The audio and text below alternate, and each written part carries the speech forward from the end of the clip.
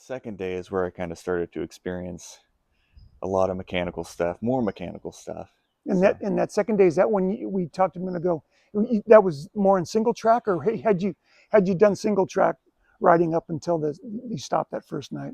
so it started into Forest City single track. I don't know exactly how much we were doing, but it was so fun. It was such a good ride.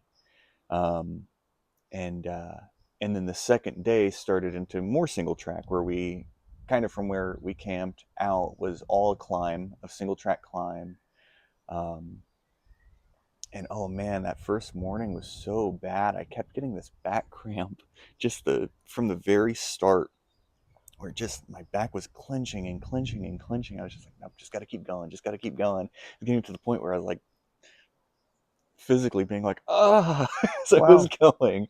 I was like, I know it's gonna go away. I just have to like last an hour, about an hour, and it'll go away. I experienced it when I was training, so I was like, Oh, I know it's gonna come, but um, yeah, it was so bad. It was so, oh, it was unbearable. But wow. I was like, just keep going, just keep going. I can't stop. Um, and then we started into more. I forget the name of the reservoir, but it was about the 100-mile mark, and that's where I was initially wanting to stop. Uh-huh. So about 8 miles from that start of that second day, um, there was a grocery store. Okay. So we made it there kind of right at their opening, right about 8 a.m. Got in there, and I was like, I need to load up on so much stuff. I know how much water I'm going to be drinking, and I don't think there's going to be many opportunities to fill up. Um, I'm going to need, sugar and food, and I don't know how far I'm going to make it today. So Hmm. I just need to make sure that I stay fueled and hydrated.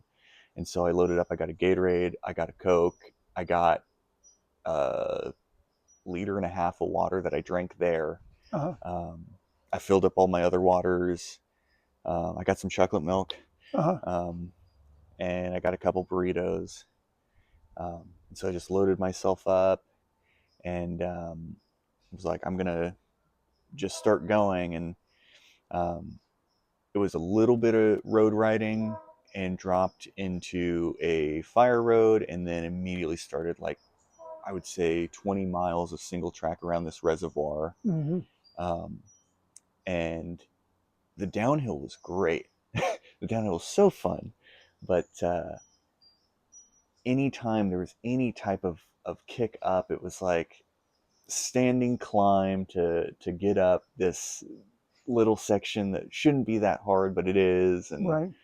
Um, and they just kind of kept hitting me and hitting me and hitting me. And um, this area had a lot of down trees too, Oh, and some okay. of them were so huge. It was like I could kind of fit my bike underneath, but then I was like, I'm not going to fit underneath there unless I completely dismount myself and take my backpack off and take all this stuff off and try to squeeze all this stuff through. So I was like, I'm just going to jump over it. Uh-huh. Um, and a lot of these cliff faces were sheer drops Oh, to the reservoir. wow. And um, yeah, so I get up on top of this tree, and the trail kind of curves around, and it's like, if I make one wrong move here, I'm going to be sliding down into this ravine, and it's going to be really hard to get out. And so I was just like kind of shuffling, got over, pulled my bike through. I was like, oh, that was so close. Um, Wow. That was but pretty extreme. yeah, it was a good morning. Got to another section, um, another one of these uphills that kind of got flat and then curved and did a little downhill. At the top, I pedal struck. There were two trees, and I ended up grabbing both of them Wow. as I almost fell over this edge. Again, looking straight down to this tiny little section of beach, and it's like, if I fell, I don't think I'd be able to press my SOS button. I think I'd be in a lot of trouble, and if I could, it'd take so long for anyone to get out there because Wow. it's just a little bit of sand, huge reservoir, and I had to stop because my heart was racing. Um, it was really humbling, I guess, Uh-huh. where it's like I need to not try to keep up with all these guys in front of me. I just need to go at my own pace. I Yeah. can't push as hard as I am in this section. And so from there, I kind of slowed down. Um, I started getting more of that creek, more of that whatever, and I thought, once I get back to the road, then I'll have a good space to stop and lube my chain and get things kind of figured out. And um, I ended up getting lost. We hit a parking lot, and all you're supposed to do is go straight across. Uh-huh. But they put parking spaces in front of the trail, Oh, okay. and there were these huge trucks and buses parked in those spots, and so I had no idea where to go. I'm trying to follow the map. I'm going down to the boat dock. I'm going up, and it's steep. I just keep doing that and looking around, and then finally I see it. I'm like, oh yes, that ate up like 30 minutes of that day Well, and a lot of a lot of energy. and a lot of energy. Yeah, um, and so get going again. Finally, get to a spot where I can lube my chain, check things out, see what's going on. I lube my chain, and the creaking becomes worse. Oh, Oh no, I did something wrong. Um, uh, uh, Out to the road, out to the dam, cross the dam, and you get to something that's um, very similar to Oakville Grade. okay. Um, at times, I'm looking at my phone, and it's saying like 20%, Wow. 16% Sheesh. climb, and it's like, oh. But I'm going. I'm like, I just have to move slow and steady. Um, and I kind of feel my back end walking a little bit. I'm like, oh no, my tire's low. And I was like, all right, I'm just gonna get to the next kind of flat spot and see what I can do. At this point, the heat of the day has set in. It's on my back. It's hitting me. There's not a lot of shade, and so I see a shady spot that's kind of flat. All right, I'm gonna see what's going on. Um, Used my pump, filled up my tire, and start going again, all to have the air almost completely come out. I'm like, what is Wow. happening? So I'm spinning the tire, spinning the tire. I see where the sealants come out. Uh-huh. And I'm like, okay, great. It's sealed itself. I don't feel any air coming out. I'm kind of rubbing it. Nothing's happening. Fill it back up, and the air is still coming out. And so I'm putting my head super close as I slowly spin the tire. It's coming out of all the spoke holes. Oh, And I'm like, wow. oh no. I'm like, I have to tube this. If it's coming out the spokles, there's something wrong with the rim tape. I have to tube it. And I was like, I don't want to, but I have to. So I find another shady spot. I flip my bike over. Um, I'm trying to save the sealant I have in there just in case I can find it. I had set up little chunks of Gorilla Tape and some super glue just in case I have to change the spoke, just in case anything happens with the rim tape. I can patch it super quick, be done. Um, so I'm going over the rim, trying to find any puncture. Can't find it. So I'm like, all right, I'm just going to tube it. Um, so I pull the wheel, I dump the sealant, and then I find the hole in my rim tape that I could have Oh, patched. I'm like, well, now I have to tube it because I don't have any tire sealant anymore.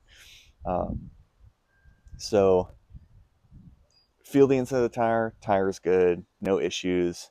Pull out my tube. It's one of the Tubolito, if you've seen those, the TPU tubes. no, I haven't seen those. They're super lightweight, plastic. I think it stands for like thermoplastic something, um, but ultralight, practically like riding tubeless anyway. Uh-huh. Um, just good for bike packing, more or less. Plastic stem with Okay. a pressed in valve. So they heat it a little bit, they press in the valve. You're not supposed to take the valve out. Um, I'm like, all right, put a little bit of air in it, go to feed the stem through my um, uh, the valve hole in the rim, and it's too big. Oh my gosh. Because they pressed the valve in. It was too wide to fit through the Presta hole. And I'm like, you've got to be kidding me right now. I have to do this. You've got to be kidding me right now. So at the same time, I'm like, all right, I'm going to take a break. I'm going to replace my spoke and then I'm going to deal with this and maybe I'll come up with a bright idea. Didn't fit. About this much of the valve stem was sticking into the tire at that point. My Okay. tire's only about that high. I'm like, if I hit the right thing with that valve stem sticking in there, it's just going to snap the valve stem. I'm done. Yeah. Nothing I can do. Literally nothing I can do. So um, I take something soft and I kind of start tapping it with the pliers that I have, and I'm like, this is gonna break. I could see the stem kind of flexing as Oh I yeah. as I bumped it, and I'm like, it's not going. I just have to fill it how it is. There was enough out Oh. that I could put um, my pump onto Uh it huh. and fill it up. So I filled it, I set it. I was like, all right, I have to get going. This took about 2 hours of my day. Wow. Um, so again, another 2 hours on top of all these other things that have been going on. So the Stopping so to this the stem wasn't all the way through the rim though. So how mm-mm. was that going to work if you had an impact? Was it going to just break it off or? Yep, exactly, and that's exactly what I was worried about. I was like, I can keep moving here, fine. I could maybe make it up Goat Mountain, and there's no way I can make it down. And so I was kind of trying to prepare myself, like, all right, I might need a ride home. I might need to figure something out. I'm not giving up yet because I might be able to figure something out. This tube isn't going to work, but if I can get somewhere and buy one, I'll be good to go. Um, so as I'm going, again, heat's just getting worse and worse and worse. Um, I filled this rear tire up to about 30 psi, which is five over what I was already running it. Mm-hmm. Um, and maybe about an hour later, I start feeling the tire going soft, and I'm like, I hope I didn't break the stem. I hope I'm just good to keep going. I'm looking back. I'm looking down at it, and I see, it's getting lower and lower and lower. I'm like, all right, I have to stop and fill this up, fill it up, keep going. Um, I think I did that 3 times Uh-huh. um, um, throughout this section of ride. Um, I get to I get to some road. I'm trying to remember exactly where I'm at. It's some forest, national forest controlled road. I don't know what you would call it, but it's paved. Uh-huh. And I'm kind of climbing, and that creek stops because my crank fell off. Oh, wow. So the bolt backed itself off, which is what was causing the creek, and my left crank fell off. And I was like, I just before I left for the train, Loctited that, Wow. cranked it down, Loctite, everything, and it still backed itself out.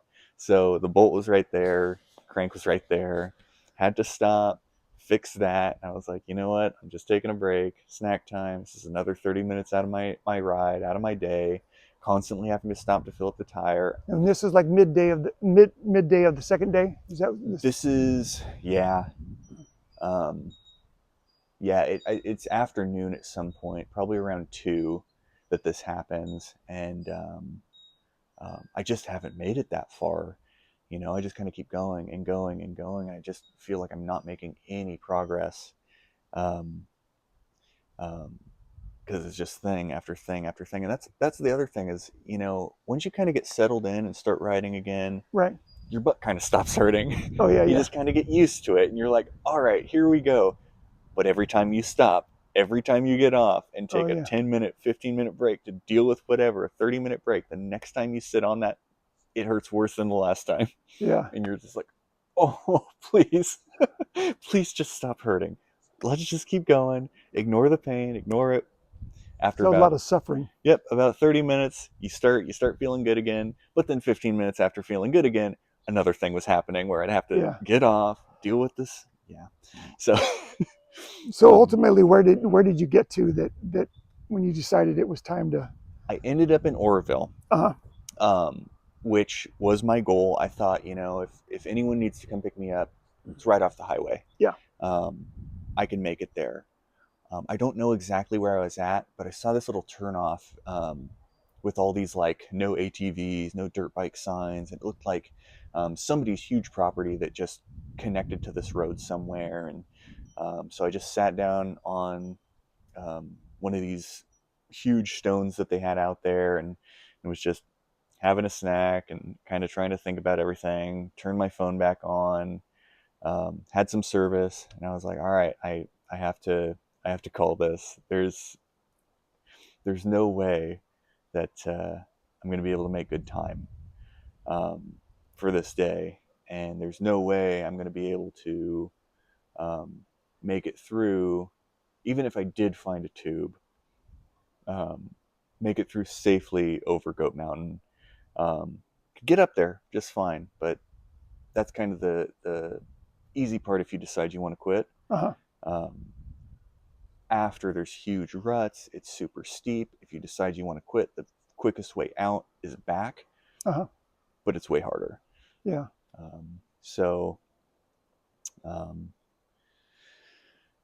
yeah, I was like, all right, I'm gonna have to call it. I'm gonna make it to Oroville, and I'm calling it. So, um, the guy who puts it on, he said, if you leave, you don't have to give a reason. Just let me know so that I know not Right. to worry about you. Right. And so I ended up texting him. I ended up coordinating a ride. I was like, meet me in Oroville. Uh-huh. Um, and um, so I started going again. And yeah, it was just constantly stopping, mess with the tire, mess with whatever, something's creaking, something's aching, something's, just giving me trouble. Um, uh, and um, made it to the Taco Bell in Oroville. Oh, that must have been a sight for sore eyes. It was great, except for it was right after a recycling center, which smelled so bad Oh. it made one of the guys throw up when he rode by it. Luckily, the wind was blowing Oh boy. partly away from me, but I was just like, I was not ready for a big whiff of that. Yeah. Yeah. Um, but yeah, I got there, and two of the guys were there, um, um, and um, one said, I'm getting ready to call it quits too. He's like, I can't handle this heat. He's like, when I was younger, I used to be able to, but now I can't. Um, One of the other guys continued on, and he's one of the three that finished. Um, and I didn't really make that realization because I had already like mentally been like, all right, I'm getting this ride, I'm getting whatever. So they were already on their way, and uh, yeah, it was after I got back, and I was like, he finished that ride, and we both ended up in the same spot at the same time. I was like, if I had a tube Uh-huh. and hadn't already coordinated all this stuff, I could have kept going with him. And so I was really mad at myself because I was Uh-huh. like, I totally could have done this, and it just wasn't. It wasn't the right choice. I Yeah. think. Yeah. I think I made the right choice to stop. Yeah. Yeah. Because Um, you're. I mean, how were you feeling physically? Were you kind of whooped, or you think you could have recuperated, or?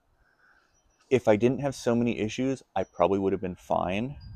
I felt great the next day, so I know I wasn't too exhausted, but I had already mentally checked out, Yeah. Yeah. Yeah. like the 2 hours before when I was like, I'm not, I'm done, yeah. Yeah. So I had already mentally checked out and didn't want to keep going at that point, um, for sure. Yeah. But Alrighty. Well, why don't let's take a quick break, and then when we come back, we can talk about if you're planning to do it again and what you would do differently, equipment wise, or training, or mental, mental preparation, that kind of stuff. yeah, yeah, okay.